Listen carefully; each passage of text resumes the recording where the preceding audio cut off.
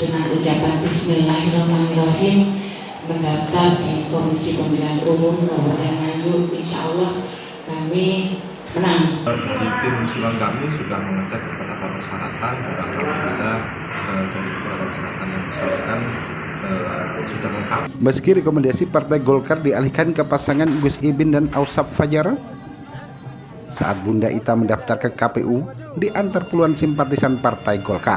Sampai saat ini pengurus Golkar belum pernah ada semacam perintah atau apapun secara resmi dari partai.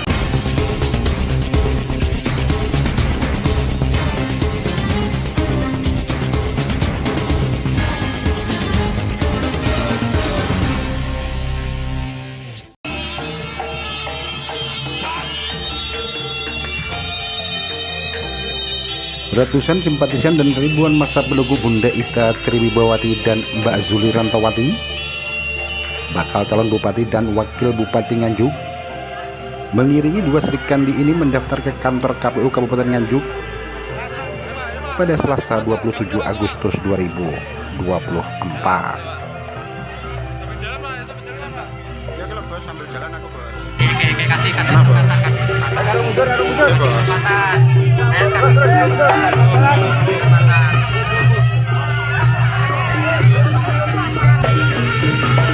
Dengan naik becak motor, pendaftaran dua Sri Kandi ini turut diiringi beragam kesenian tradisional.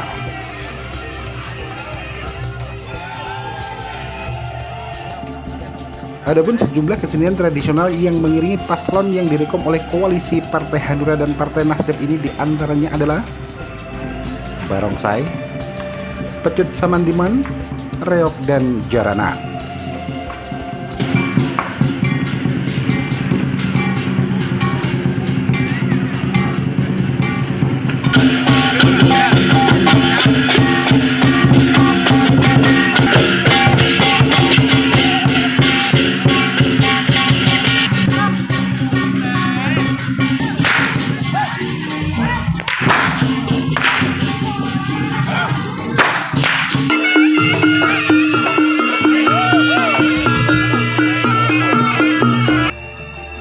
Sementara itu di depan pintu gerbang gedung KPU, sholawat yang ditujukan kepada Nabi Agung Muhammad SAW dikumandangkan dengan iringan hadroh melengkapi pendaftaran dua Sri Kandi calon bupati dan wakil bupati Nganjuk tersebut.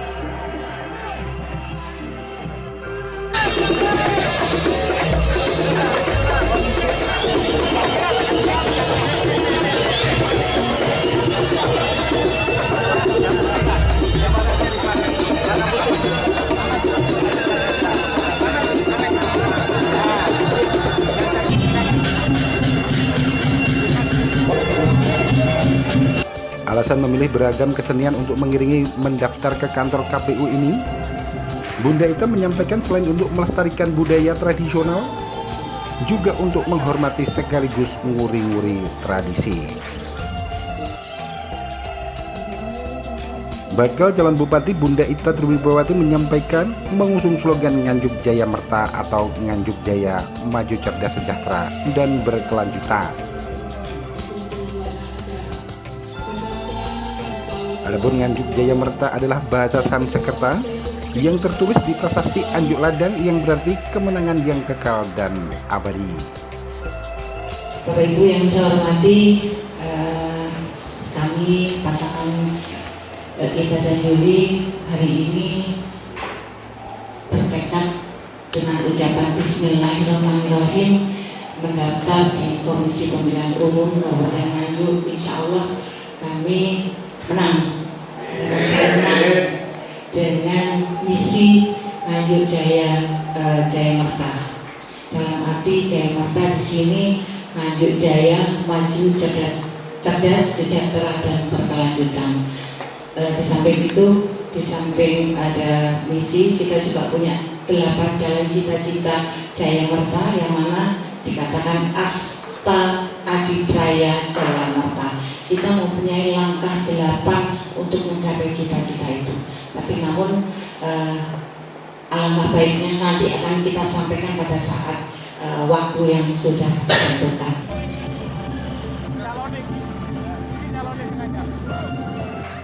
Meski rekomendasi Partai Golkar dialihkan ke pasangan Gus Ibin dan Ausap Fajar, saat Bunda Ita mendaftar ke KPU di antar puluhan simpatisan Partai Golkar. Bahkan Adi Wibowo selaku Ketua Dewan Pertimbangan DPD Partai Golkar Nganjuk bersama dengan Mas Harsono selaku Sekretaris Dewan Pertimbangan DPD Partai Golkar Nganjuk juga turut mengantarkan pasangan dua serikandi calon pemimpin Kabupaten Nganjuk tersebut. Diketahui selain sebagai Sekretaris Dewan Pertimbangan DPD Partai Golkar Nganjuk, Mas Har begitu sapaan akrab tokoh Jawa Timur ini adalah salah seorang dari 9 Dewan Penasihat Pusat Persaudaraan Setia Hati Trate atau PSHT yang ada di Indonesia. Adi Wibowo selaku Ketua Dewan Pertimbangan DPD Partai Golkar Nganjuk menyampaikan perpindahan surat rekomendasi dari Bunda Ita dan Mbak Zuli kepada Gus Ibin dan Ausap Fajar itu hingga saat ini pengurus DPD Partai Golkar Nganjuk belum mendapat perintah apapun dari partai terkait dengan perpindahan rekom itu. Pengacara Kondang Kota Nganjuk ini bahkan menyampaikan belum mengetahui kapan dan di mana datangnya surat rekom yang telah tersebar di jagat maya itu. Terkait simpatisan Partai Golkar yang mengantarkan Bunda Ita dan Mbak Zuli untuk mendaftar, Adi Wibowo menyampaikan pilihan adalah hak semua warga negara. Selain itu, perpindahan rekom itu dirinya mencontohkan sebagai Airin Rahmidiani, calon gubernur Banten yang mengalami hal seperti yang dialami Bunda Ita dan Mbak Zuli pasca Airlangga mundur dan jabatan Ketua Umum diduduki Bahlil. Namun setelah Airin yang berpasangan dengan Ade direkom oleh PDIP, maka kebakaran jenggot, Golkar berbalik kembali memberikan surat rekom kepada Airin untuk maju sebagai gubernur Banten. Pak Adi, ini di Nganjuk kan lagi heboh ini ya, rekomendasi Partai Golkar yang awalnya diberikan pada Bunda Ita dan Mbak Zuli itu tiba-tiba berpindah ke Gus Ibin. Sebagai pembina Partai Golkar Nganjuk, gimana Pak tanggapannya? Sampai saat ini pengurus Golkar belum pernah ada semacam perintah atau apapun secara resmi dari partai. Semua pengurus tidak tahu menau ada SK dari rekomendasi dari DPD. Bagaimana datangnya SK itu Pak, kalau pengurus nggak tahu? Secara resmi belum pernah datang sampai saat ini. Terus yang tersebar di media sosial itu Pak? Kita tidak tahu itu dari mana. Jadi pihak Golkar masih mengakui rekom yang lama? Ya karena sampai saat ini belum ada, kita tidak berkomentar tentang pemalut yang ada di sini. Seharusnya kalau memang itu ada rekom dari partai, yang pertama mendapatkan adalah DPD Partai Golkar. Saat ini Pak, dukungan Partai Golkar tetap ke siapa nih? Ke Pak calonnya? Kalau kami secara pribadi ini adalah tim hukum dari Pak Bu Ita. Jadi karena di samping Golkar sendiri tidak jelas saat ini, kita ya profesi kendalinya. Namun saat ini juga banyak dari simpatisan atau dari kader Golkar yang datang, yang ikut ini. Ini karena pilih memilih itu adalah hak yang dijamin undang-undang. Meskipun kita dari partai manapun boleh, kita karena pilihan itu hak, memilih hak. Contoh aja Airin itu ketua DPD Golkar yang dicalonkan DPD Golkar versinya Pak Airlangga, tapi sekarang berubah. Dia tidak dicalonkan oleh partai, tapi dicalonkan oleh Partai Golkar, tapi dicalonkan oleh DPD. Pak, sejumlah pihak mengatakan Golkar Nganjuk ini tidak patuh terhadap DPP ini Pak, bagaimana Pak? Masalah patuh dan tidak patuh itu urusan DPP. Kalau yang diterima Bu Ita itu surat rekomendasi atau surat di KWK? Rekomendasi. Kalau surat di KWK-nya, KWK untuk pendaftaran? Karena belum ada waktu itu. Karena untuk pendaftaran kan definitif. Pengurus definitif yang berhak mendaftarkan untuk DKWK. Artinya kita belum menerima surat itu. Ya, sampai saat ini belum. Terus DPD Golkar Nganjuk sendiri setelah ada surat rekonversi Pak Bahlil itu sudah merapat ke pasangan Gus Ipin Ausa belum ini? Belum dirapat. Berarti masih tetap ke Bu Ita, Golkar. Juga belum, ini juga tidak mendampingi. Tidak apa? Tidak mendampingi. Sampai sekarang belum komunikasi dengan kubunya Gus Ipin juga? Kita nggak tahu, tapi partai belum pernah membahas itu. Karena tanggal 24 munculnya itu saya dengar tanggal 24. Apakah itu betul-betul dari partai atau tidak kita nggak tahu. Ketua KPU Kabupaten Nganjuk Arfi Mustafa didampingi para komisioner menyampaikan di hari pertama pendaftaran pasangan Bunda Ita dan Mbak Zuli telah menyerahkan seluruh berkas pendaftaran dan dinyatakan telah lengkap secara administrasi.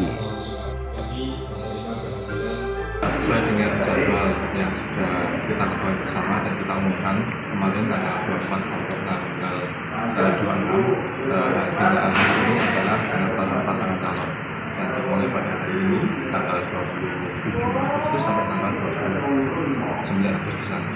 Dan pada hari ini sudah ada satu pasangan calon yang mendaftar di KPU, yaitu Ibu Ita Triwibawati dan Mbak Yuli Lantawati. Dari pendaftaran itu tadi sudah diketahui apa saja yang kurang atau gimana gitu? Dari tim usulan kami sudah mengecek beberapa persyaratan dan alhamdulillah dari beberapa persyaratan yang disyaratkan sudah lengkap. Untuk persyaratan calon juga sudah lengkap. Artinya lolos administrasi?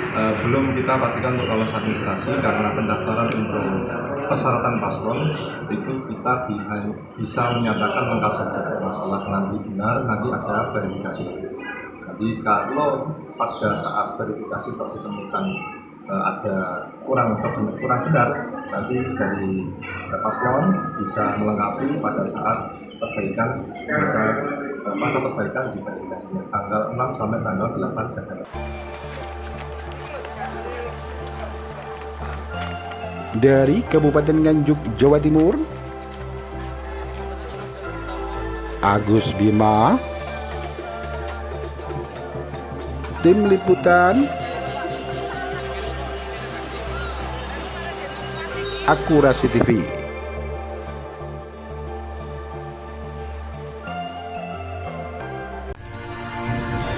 Akurasi TV.